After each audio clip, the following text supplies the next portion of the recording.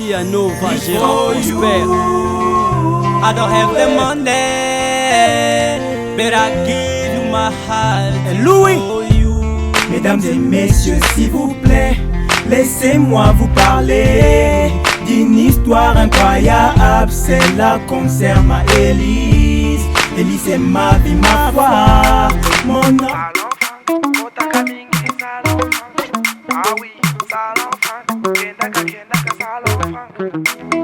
Si tu veux te faire belle dans la coiffure, va chez Salon Franck, c'est le meilleur des Bruxelles.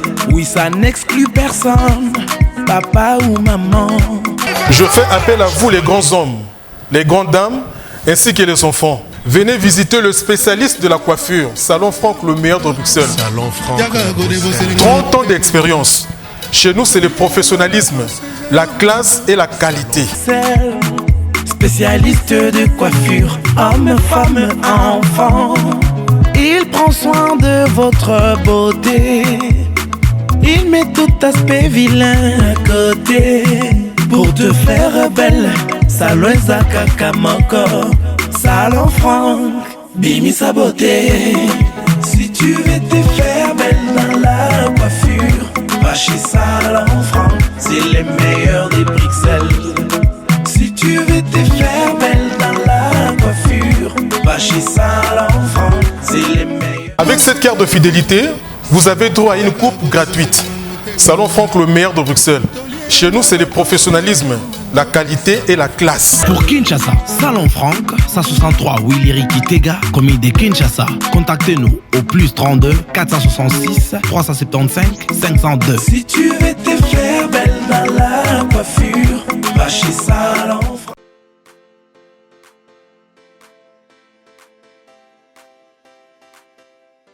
Avez-vous besoin d'acheter ou de vendre une pièce de voiture à 2 pas de chez vous, dans votre pays ou dans le pays voisin? Souhaitez-vous aller en vacances au pays sans avoir à vous loger en famille, ou devez-vous faire un voyage d'affaires sur le continent et vous cherchez une location de vacances? Cherchez-vous un emploi sur le continent? Africa Bazaar Center, c'est la plateforme qui met en relation vendeurs et clients, recruteurs et candidats sur le continent africain. Très simple d'utilisation, vous pouvez acheter ou vendre dans le confort de chez vous. Inscrivez-vous simplement sur www.africabazaarcenter.com et publiez votre annonce. Après validation de votre annonce, les personnes intéressées vous contactent directement et vous vous mettez d'accord sur combien, comment et où livrer le produit. L'inscription est gratuite, il n'y a aucun intermédiaire, nous ne prenons aucune commission et vous gérez entre vous les modalités de la transaction. En tant que commercial, vous profitez de cet outil numérique pour vous adapter aux nouvelles habitudes de vos clients. Acheteurs, trouvez des vendeurs près de chez vous, n'importe où sur le continent ou dans le monde. Africa Bazaar Center, c'est l'endroit par excellence des gens d'affaires. Mesdames et messieurs, bonjour et bienvenue à ce nouveau numéro de votre analyse. C'est le plaisir de se retrouver encore une fois de plus devant vous. Dernièrement, tout le monde qui analyse tout ça sur mentalité, il y a des Congolais aujourd'hui, deux hommes une fois de plus compromis, tout est campé pour toucher différents aspects, différents points. Il y avait tout le monde qui ignorait que la République démocratique du Congo subit, selon l'expression désormais courante, une méticrise. Méticrise, ils ont la dimension sociale, économique, mais surtout beaucoup plus politique. Tout le monde a une constance et ça m'a cassé. La monde de l'église, ils allaient point au deux mais un peu pour soulever les lots et ils ont épargné. Aujourd'hui, c'est rare de voir avenir mon corps sans église. Pourquoi? Les chrétiens, les chrétiens, la population congolaise, les lots, la prière. Selon la conférence, c'est-à-dire religieuse, c'est-à-dire religieuse, selon la conférence, mais aujourd'hui, nous allons parler beaucoup plus sur l'église des réveils. C'est l'homme constant de ça, sur une face sur le terrain. Comment les gens se donner une église pour se consoler peut-être dans le vécu quotidien parce que quand comment vivre dans un problème. Comment on a une église, on se consoler. Alors que l'église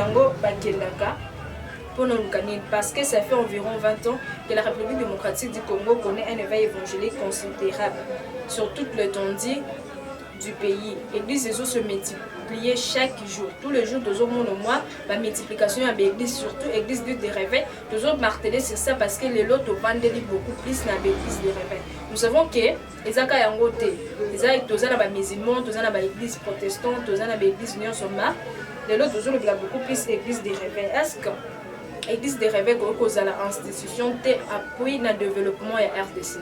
Est-ce que y a des questions posées, des questions autour biso na banda ko batebele ba se poser en ango yango epesi biso to kende to de son sur le terrain to me camper ko solola na ba pasteur ba responsable ya ba église to me camper parce que to comme ko remarquer que église lelo comme ko se soucier na ko garder ba âme mais sans se soucier na ba âme na au mon église ezaka ka bo pesa boy et ça va bêter. On ne dit pas que ça m'a bêté, mais moi, il faut donner.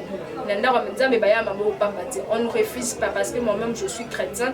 Dans une église de réveil, mais comme il faut remarquer que le pasteur peut-être se concentrer beaucoup plus à garder les âmes, à garder les âmes sans se soucier parce que l'église de réveil comme l'église de réveil occupe pour influencer social et RDC parce que nul n'ignore que RDC les lots situation de vie, conditions de vie à la population congolaise est très difficile. Le lot en parent comme une incapacité, une difficulté, il y a coller sa banane, coller sa famille au moins 2 repas par jour. Malgré la potentialité, la mission, malgré tout ça. Et là, on est à la base. Malgré que la population Congo est au sein de la Macas, il y a des pays en Afrique où ils Congo, prière chaque jour, à venir prière passer la multiplication de l'église.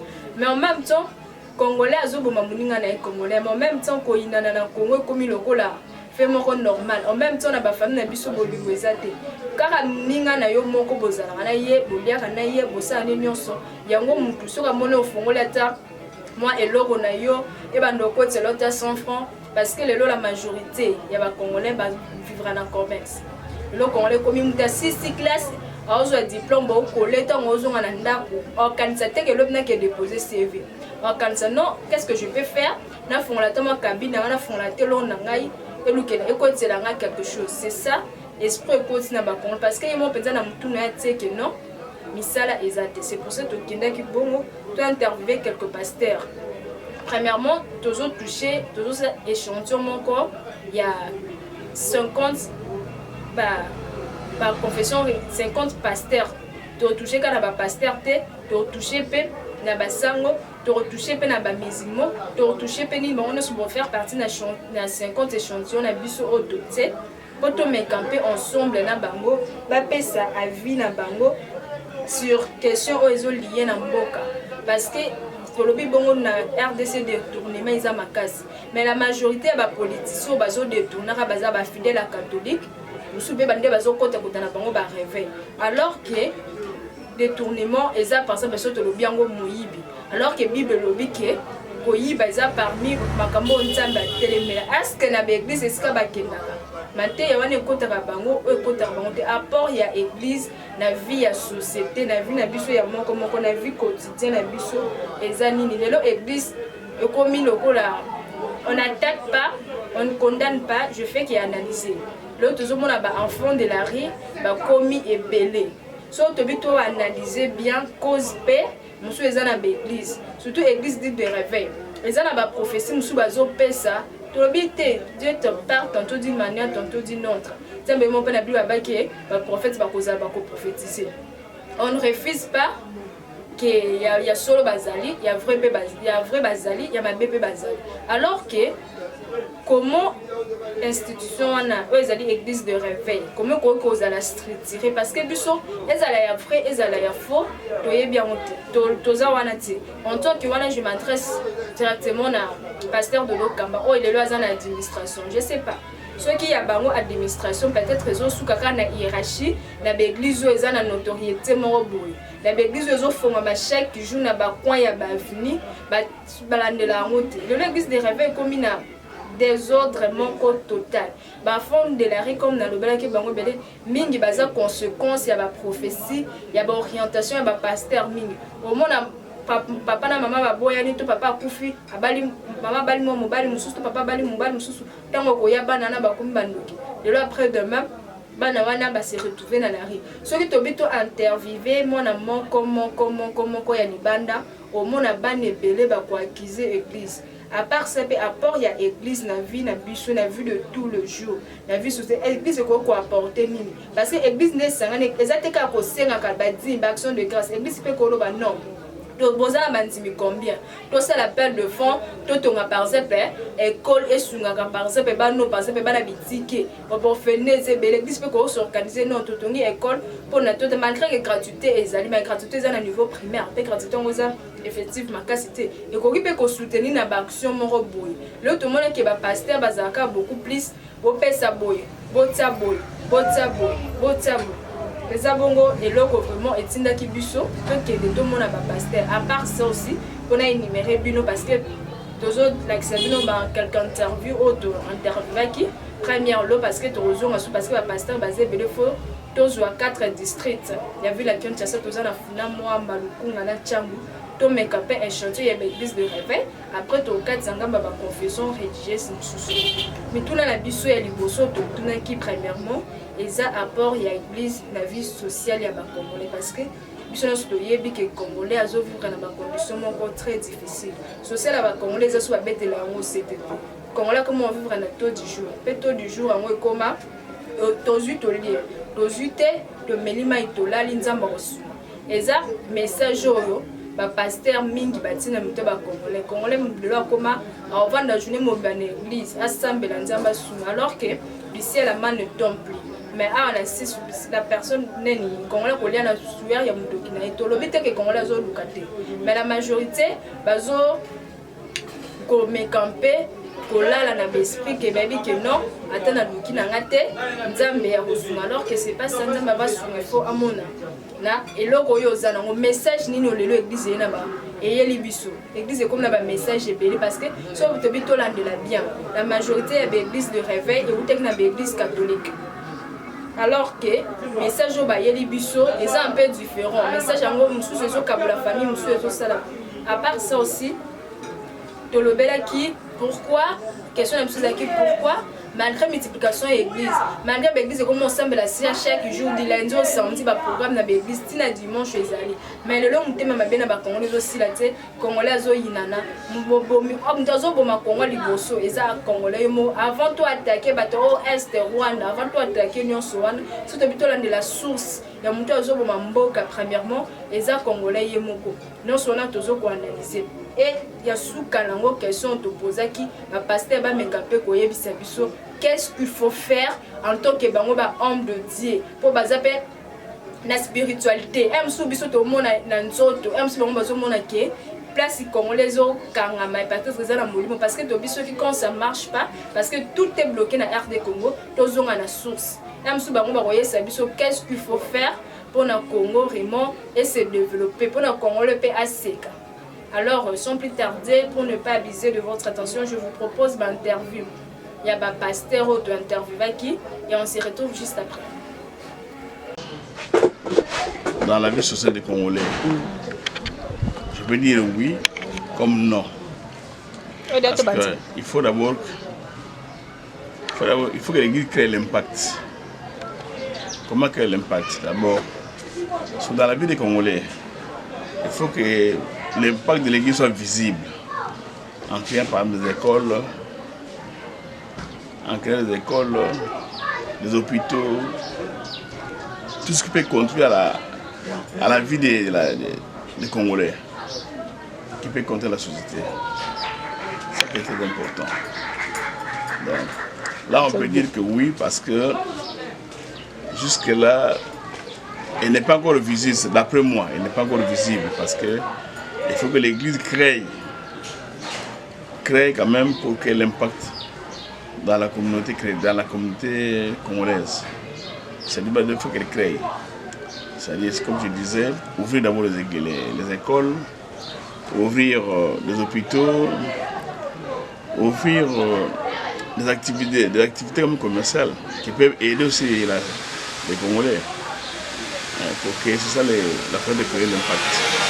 Alors, malgré la multiplication des églises de réveil, nous remarquons que la haine dans l'esprit de chrétien ne diminue pas, de mauvais comportements et tout ça. Qu'est-ce qui est à la base de ça? Peut-être le message aujourd'hui que le pasteur donne à leurs fidèles n'a plus vraiment d'influence sur leur comportement. Je dirais que l'église congolaise a des problèmes sérieux aujourd'hui parce que tout ce que vous citez là, c'est parmi la mission que l'église doit accomplir dans l'église. Hein? L'église, par l'évangile qu'elle prêche, doit apporter la lumière. Et par la parole de Dieu, il faut que la division soit bannie. Elle doit bannir la parole, elle doit bannir la division. On ne peut bannir la division que par la parole de Dieu, sans la parole d'imposition. Donc, pour que la parole soit visible, il ne faut pas qu'on trouve quand même des divisions à l'église. Même dans la société congolaise, il ne faut pas qu'on trouve des divisions. Il faut qu'on trouve ce que vous dites là. Qu'est-ce que vous disiez là?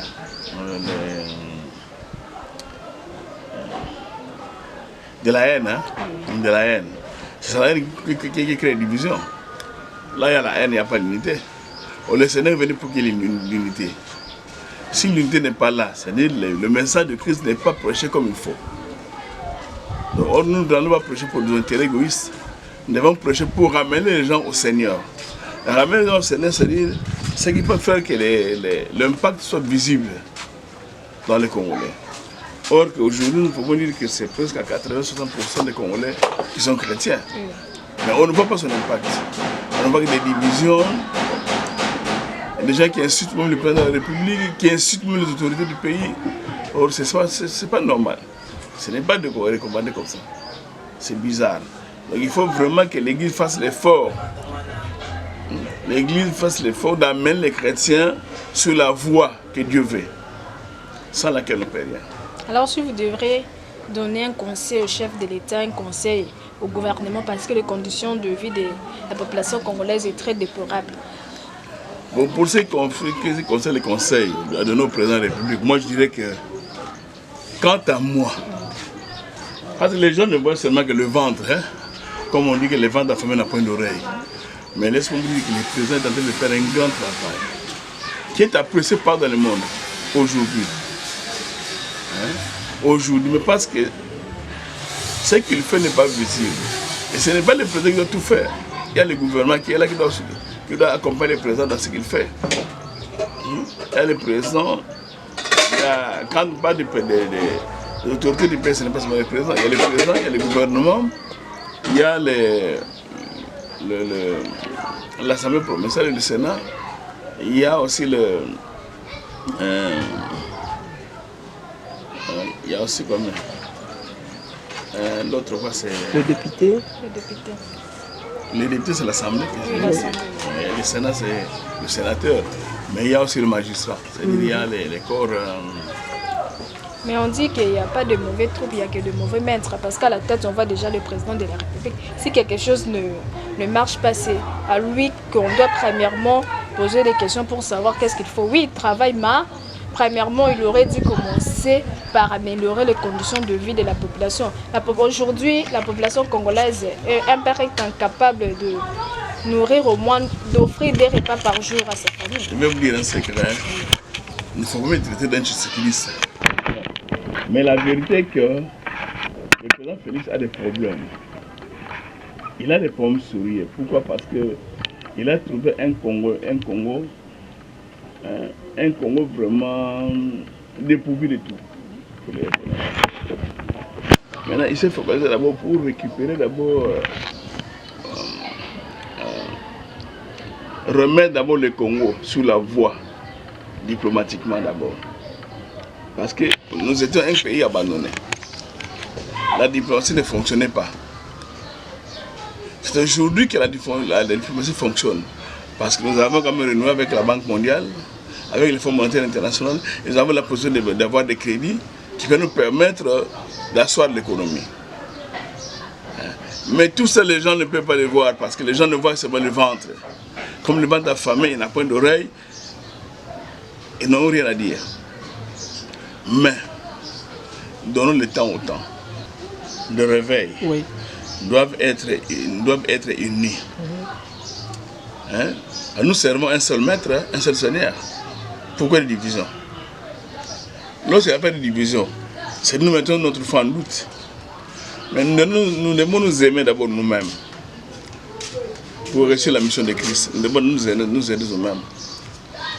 Et celui-là est pasteur. Je crois en lui. Qu'il soit pasteur, qu'il soit évangéliste. Tout celui qui assume une parcelle d'autorité dans le ministère, il faut que j'aie confiance en lui. Parce que nous œuvrons ensemble. Nous allons nous séparer pour ça. Aujourd'hui, nous sommes divisés.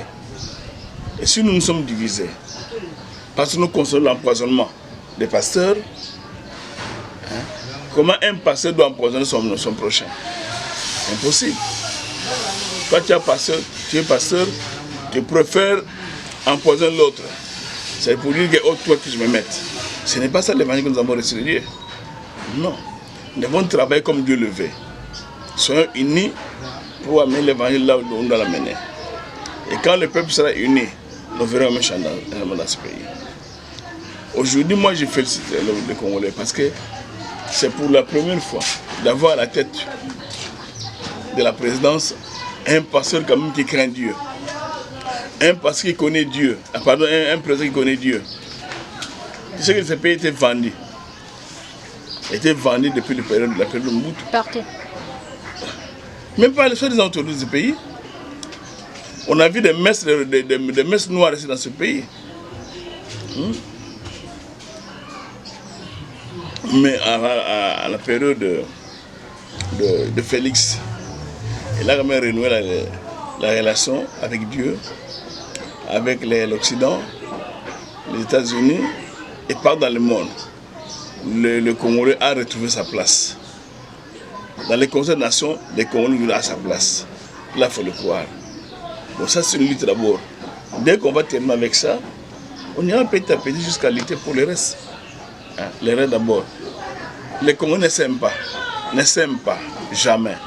Les cas, par exemple, de la lutte que le président avait pour ramener le pays à trouver quand même son pain. Il a lutté avec les groupes, les partenaires qui devaient amener le chinchard là. Hein? C'est tout. Alors, il va négocier avec eux pour réduire d'abord le prix. Pendant longtemps, ils n'ont pas voulu accepter. Ils n'ont pas voulu accepter. Jusqu'à ce que le président ait pris de mesures de négocier avec la Namibie pour amener les Saint-Charles. Mais ils sont en retard, mais ils sont là. Alors, demain, on ne sait pas comment on va progresser. Mais c'est que puis il a de l'avant, ça peut le croire. Ce qui nous manque au Congo, c'est la foi qui nous manque. Hein?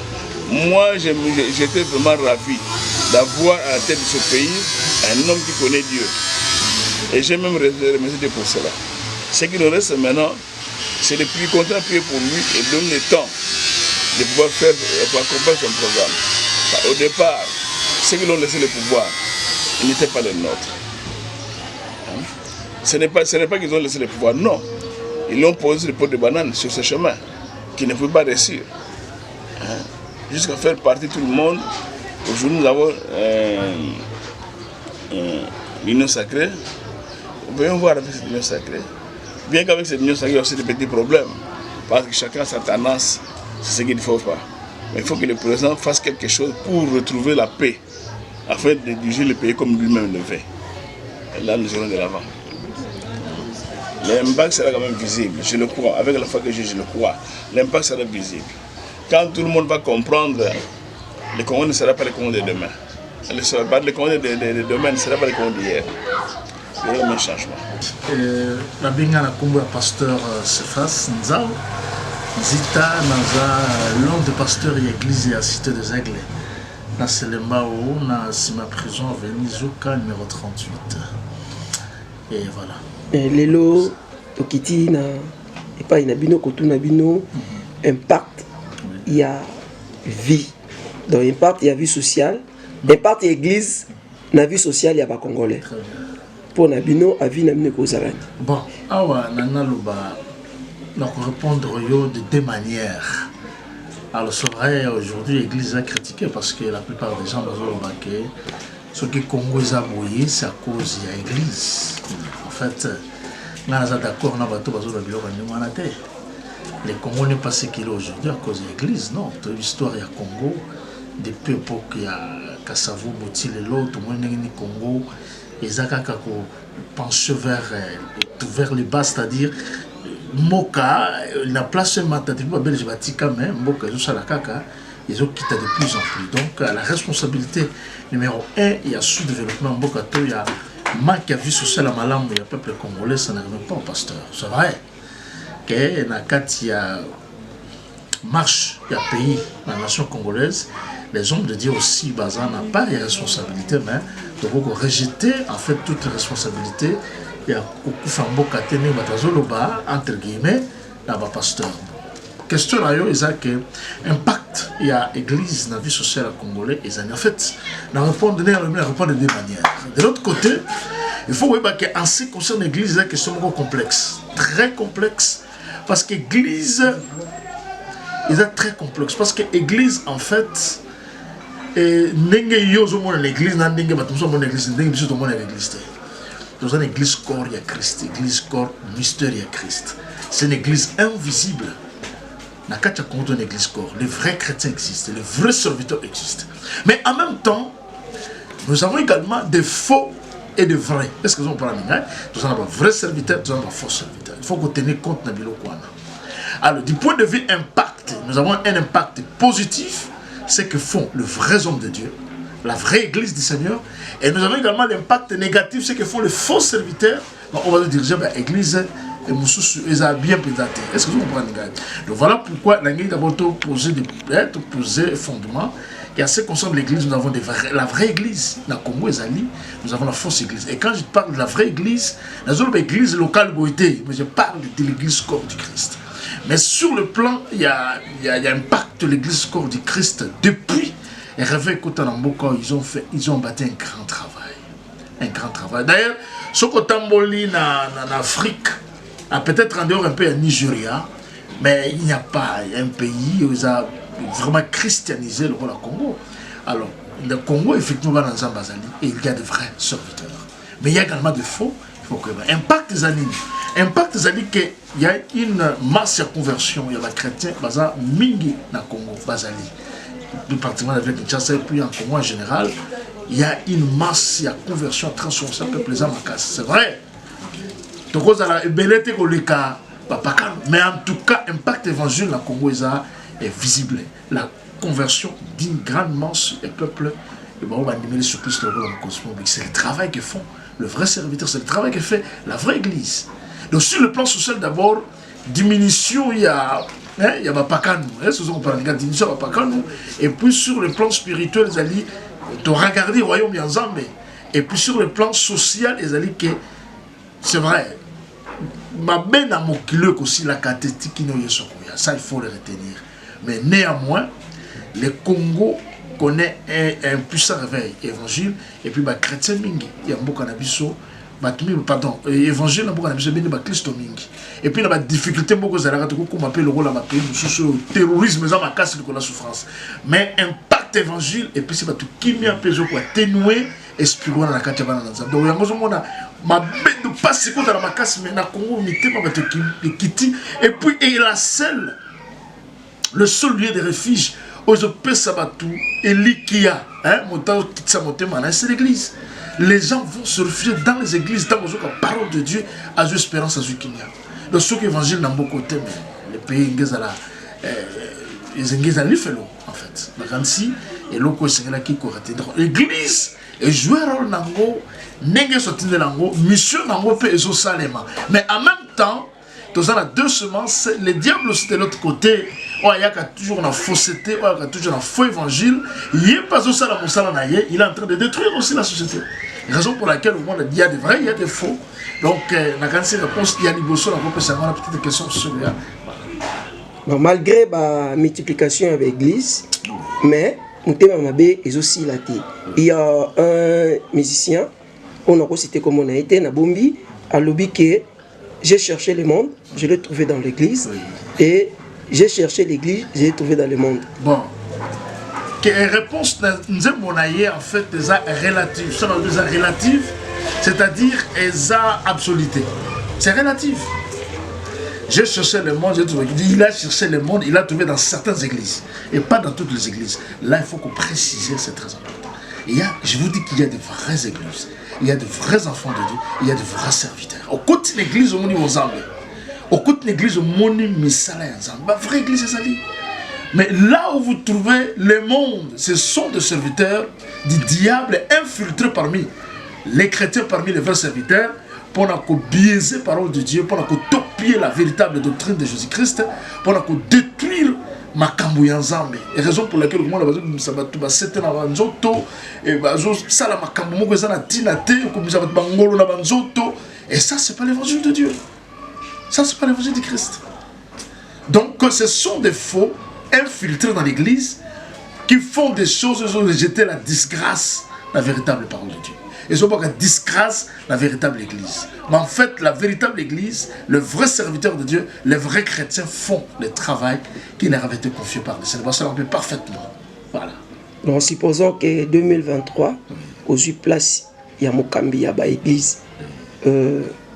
Ordre Nino Kokucha pour la baille. Bon, cause de la Mokambi église, mais je vous n'ai pas ce point de vue. D'abord, on est contre l'écuménisme. Je ne suis pas pour les rassemblages avec l'église catholique, protestante, tout ça. Parce que la reconnaissance avec l'église, en réalité, l'adoration ne revient pas à Dieu. Parce que chaque église, chaque confession religieuse a la façon de remonter la Maramazam. Et les choses de Dieu ne marchent pas comme ça. Parce que Dieu bima automatiquement la véritable parole. Dieu bima automatiquement dans l'enseignement des apôtres tel qu'il a été présenté dans la Bible. Nous avons été édifiés sur les fondements des apôtres et des prophètes. Jésus-Christ la Père Angela. Nous devons regarder comment les apôtres ont servi le Seigneur. Et les apôtres, vous avez pratiquement isolés parce qu'ils avaient le véritable Dieu. Mais lorsque vous mélangez tout, ensemble de la maman Maria au Tchéye, ensemble de la Fumugimbango Tchéye, ensemble de la Tawondo Tchéye, cette façon de voir les choses de Dieu n'est pas conforme à la véritable doctrine. Donc, ceux qui battent dans Mokambi Église, c'est un peu division dans la Mokambi Église. Il y a un seul chef qu'on appelle Jésus-Christ. Donc, dans la Mokambi Église, il y a Congo, il y a pour nous satisfaire les politiciens. D'ailleurs, tu vois aujourd'hui, je vois le rôle de sur l'église des réveils, mon frère. Vous avez des églises de réveil, aux Uba, Pasteur, Nabi, sur l'église des réveils, mais ils sont au service des politiciens. Ils ne sont pas au service de Dieu. Parce que vous savez, et non pour que Jésus-Christ soit glorifié. Voilà. Alors, nous avons une église impossible. Parce que les politiciens vont faire un dictat. Et le dictat va faire un et qu'on la conforme à la parole. Et je ne peux pas détruire la parole. Pour satisfaire un politicien. Donc, moi, conseil, je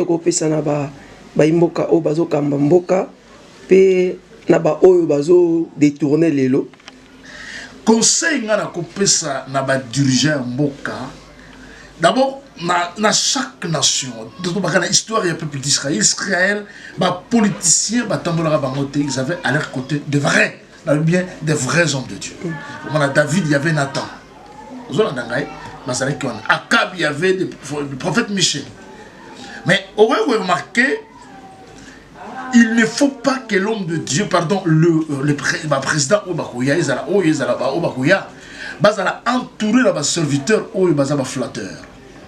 Il ne faut pas entourer les serviteurs de la sagesse en Zambie. Dans la onction en Zambie, capable de faire vie sociale, le peuple est en la beauté. Il faut bondir ça, peuple. Il faut que autant ça mourra la justice. Parce que la justice, c'est l'élever nation. Au roi, il faut élever nation. La justice. Et justice équitable. Au roi, il faut partager besoin équitablement. Le peuple, nous, chacun à son niveau. Et nous avons besoin des hommes de Dieu comme ça. Vous savez, frère, dans ce ça, vous savez pourquoi le roi, la Bible, n'a combat Belshazzar. Le roi n'a pas Koyaka. C'est parce que ce roi-là n'avait pas de vrais prophètes autour de lui. Mais papa n'a Nabucodonosor, le plus grand roi à cette époque-là, il y a un monde, le roi de Babylone, il était entouré de grands hommes de Dieu. Il y avait Anania, Michael, il y avait le prophète Daniel.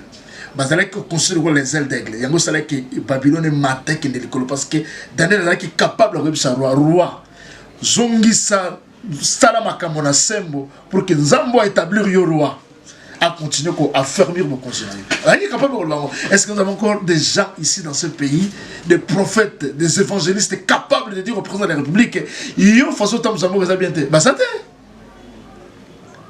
ou bien au sein de madame, si vous avez madame, mais si vous avez madame, est-ce que vous êtes capable de dire que non, président, il y a un moment qui mboka,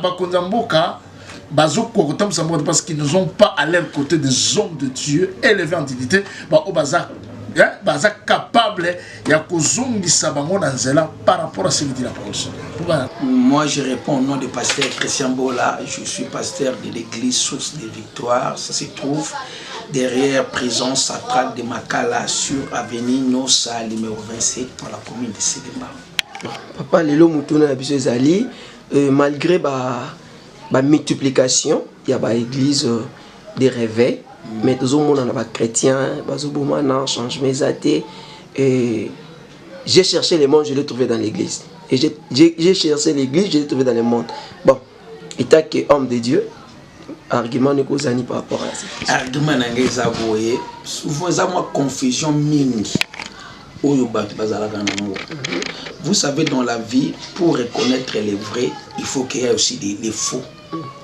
Ceux qui battent ma bé bazate, tout battent ma lambate. Même dans l'armée, il y a des vrais soldats, il y a aussi des faux soldats. Même dans la justice, il y a des vrais magistrats, il y a aussi des faux magistrats. C'est que partout, dans le monde, même l'église à Christ, il avait choisi 12 apôtres. L'un des Judas, Azala qui faux. Mais il y a un mot de l'église à Christ. Cela veut dire partout les abongos. Et mais nalingi toujours kolobanaba na Nzambe dans notre pays, basala Nzambe ya solo bazali. Église ya solo ezali. Même temps où tanga be pitre. Il y a de certains moments où Paul azoloba. Azoloba tel boy abandonné nga pour l'amour du siècle présent. Cela veut dire si quand il y a toujours des vrais et des faux. Même dans l'Ancien Testament, quand nous avons Israël en Égypte, le même peuple comme quelque part, à Jéricho, cela veut dire que partout dans le département, il y a un principe, il y a une loi divine. Il y a toujours des vrais et des faux. Et jamais aussi là. Nous avons le véritable Dieu qui s'appelle Jésus. Nous avons aussi Satan. Il y a des anges de Dieu, il y a aussi des gens des ténèbres. C'est que dans chaque domaine, il y a des vrais et il y a des faux. Surtout, il va fonder balaksa qui va vrai bazali. Ce qui va faux bazaki, tu va vrai ndegini. C'est ça loi moko, ou ça presque partout. C'est ça vraiment la réponse dans l'angle. Alors, ce que les questions possibilités qu'aujourd'hui, des décisions, il y a un bon avancement en beaucoup. Donc, vous avez des décisions. Décision à l'ibosso, surtout l'ingimbo cannabiso et avancé. Et c'est premièrement, tout tombe la Yesu na katiambo cannabiso. Tout tombe la Christ. Et si que Christ a régné, gloire est zalaka. Et si que Christ a régné, prospérité zalaka. Nous voulons voir vraiment des hommes de Dieu ou des politiciens qui sont réellement dans le Seigneur. Deuxième chose, c'est la justice. Car la justice élève une nation. Et si la justice est allée, les gens marchent dans la droiture, Mboka va avancer. Mais tant que Christ a élevé, tant que réellement dans Mboka Nabiso, nous n'avons pas de vrais magistrats, de vrais politiciens. La justice, comment vous allez bénir? Comment vous allez élever? C'est des choses où Christ est fait tout bois, madame Bokanabiso Congo. Bamboka lokola États-Unis, Bayebi, où est Christ? Dans les États-Unis, même temps où tu as comme président. A tout élever Christ, faut pasteur Aya, Moutaboya Abete Sangote. Un vrai homme de Dieu pour la cérémonie wana. Tu vois que bayebi kotombo la Christ, to tombo la Yesu na mboka na biso et puis justice na mboka na biso. Injustice eza makasi dans tous les domaines. Injustice nezo régner au lieu de justice. Ce qui justice côté na mboka na biso, gloire élévation, bénédiction que ce soit dans mboka na biso. Voilà contribution na ngamba. Okoki kopesa conseil nini na bao bazoka mboka lelo? Vraiment conseil na kopesa na ba autorité na biso bato to votaki président, premier ministre, gouvernement mobimba, amour ya nation. Oyebi baponaka mwasi baponaka ami mais mboka nzambe ne imposa ka biso na makasi. Yana mutu moko ta pona Congo mais nzambe imposa biso za ba congolais. Quelque part le Congo est sacré. Ils allaient choix na biso te. Mais nzambe ne imposa biso à toute na volonté na biso te. Na tinda bino na quel pays? Yé moko nzambe imposa biso za ba congolais.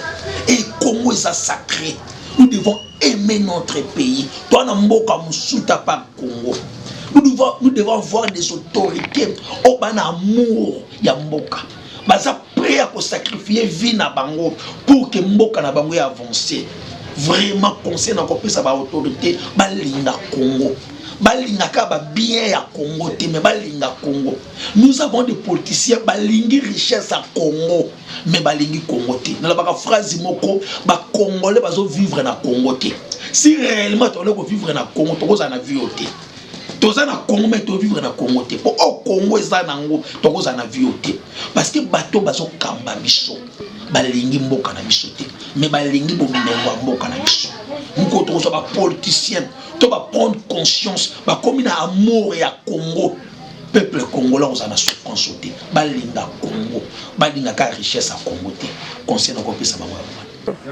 Alors, dans Luc 9, verset 12 à 13, Bible dit, comme les jours commençaient à baisser, les 12 s'approchèrent et lui dirent, renvoie la foule afin qu'il aille dans les villages et dans les campagnes des environs pour se loger et pour trouver des vivres, car nous sommes ici dans un lieu du désert.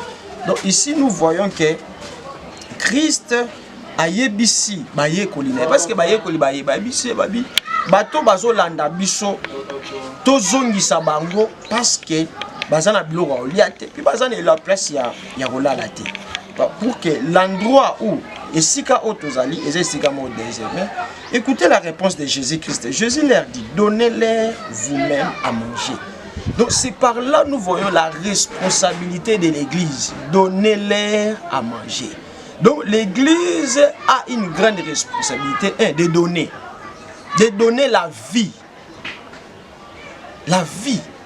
Non seulement la vie, le royaume du ciel, de Dieu, le royaume du ciel, mais donner aussi quelque chose utile pour que demain ou lendemain, que les fidèles bakouma bateau.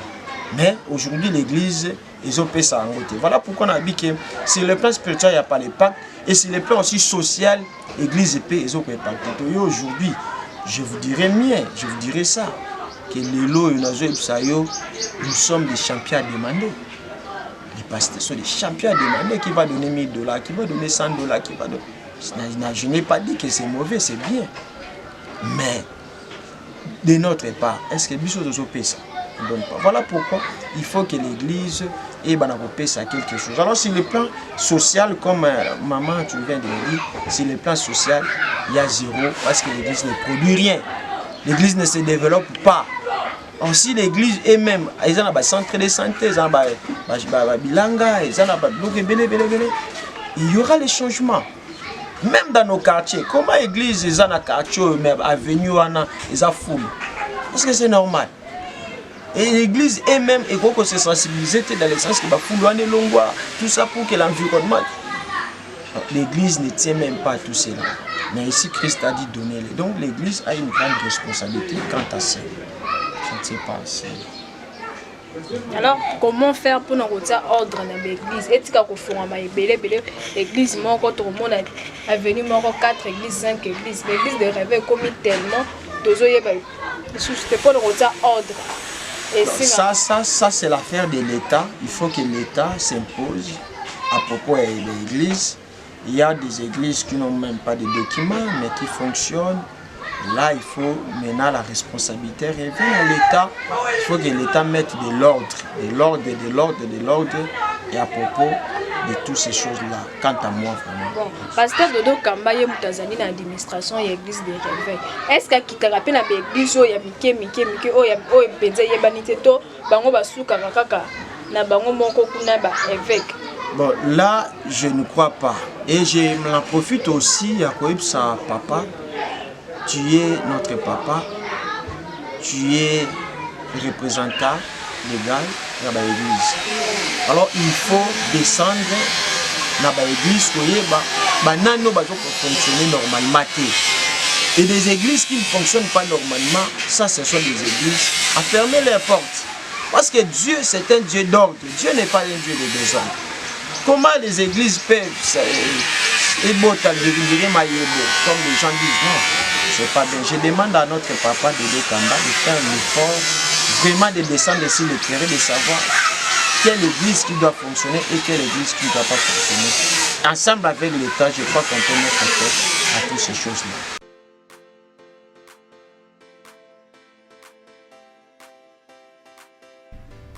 Do you need spare parts for your car near you in your country or the neighboring country? Do you want to return home on vacation without having to stay with family? Or do you have a business trip on the continent? So do you need a holiday rental? Are you looking for a job on the continent? Africa Bazaar Center is the platform that connects sellers and customers, recruiters, and candidates on the African continent. Very easy to use, you can buy and sell while staying at home. All you need to do is register on www.africabazaarcenter.com and publish your listing. After validation of your listing, interested persons contact you directly and you agree with them on how much, how, and where to deliver the product. Registration is free, there are no middlemen, we do not take commissions, and you manage the transactional settlement between you. As a salesperson, you take advantage of this digital tool to adapt to the new habits of your customers. Buyers find sales near you anywhere on the continent or around the world. Africa Bazaar Center is the place to be. What are you waiting for? Action! Bon voilà, Bolandi m'interview. Il y a 4 premiers pasteurs autres proposés Bino. Bino mon boyo qui message na bango, boyo qui ba réponse na bango, boyo qui mususu ba meki kaka ko se justifier. Mususu pe ba zongi sibiso na selon la parole de Dieu. Ba faux prophètes ba kozala avec tout ça. Mususu pe ba pesi ba réponse o ba pesi ma. Maintenant nous t'apporter apport na ye, a pesi réponse na ye parce que on dit. Moi j'aime beaucoup dire que si la société bénéficie de l'éducation, car ici la femme, d'où vient la dépravation? Tu me campé to zonga. Tu reçois kaka na ba pasteur te, tu reçois kaka na ba nganzambe te, tu reçois kaka na ba musulman te parce que ba confession religieuse est vraiment reconnue na RD Congo, eza belé. Tu reconnais pas na ba politicien, tu reconnais pas na ba parents, tu reconnais pas na ba nini ata na ba bana pe ba pesa apport na bango boyoka na bango, tu reconnais pas na ba dominer. S'il faut okende na ba nini, tu okende na ba place wana nyonso, mutu na mutu apesa apport na ye parce que comme il faut ça prendre en charge. Donc on va dans ba conditions où tozo vivre te ya taux du jour, tozu to lié, tozu te nzambosu. Tout le monde va finir ba phénomène de kebele tozo mona phénomène kuluna. C'est bien bazu ba kuluna, ba tini ba on a quand même cassé c'est mal. Kuluna uzo salama tous les jours, ça n'en bien. Mais ce qui bazonga qui peut être la source. Qu'est-ce qui est à la base? Il y a banana biso, il y a bandeko na biso, il y a banevena biso ba bipesa na ba pratique ya ba kuluna bo.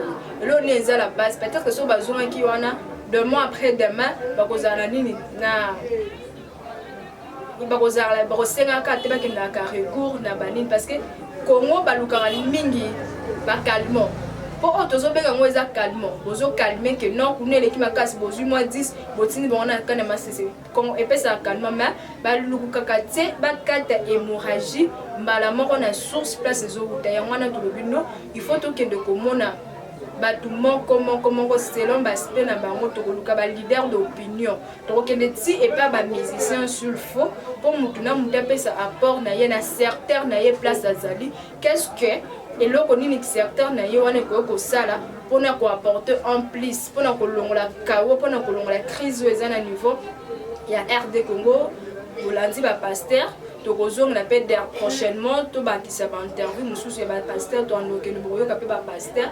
certainement pe hormona pa hormona papa ya molimo na yo tokozana tonte ya ko interviewer ba pasteur nyonso ya Kinshasa bino mo boyebi ke avenue moko koza ata na 4 églises nuisance sonore ya ba église de réveil kutu koloba te batapage koloba te lelo même ba pasteur na banzini ba komi na ba affrontement au moins la pasteur azote azo voir que la pasteur ne mususu en face de banga phénomène wana ezali.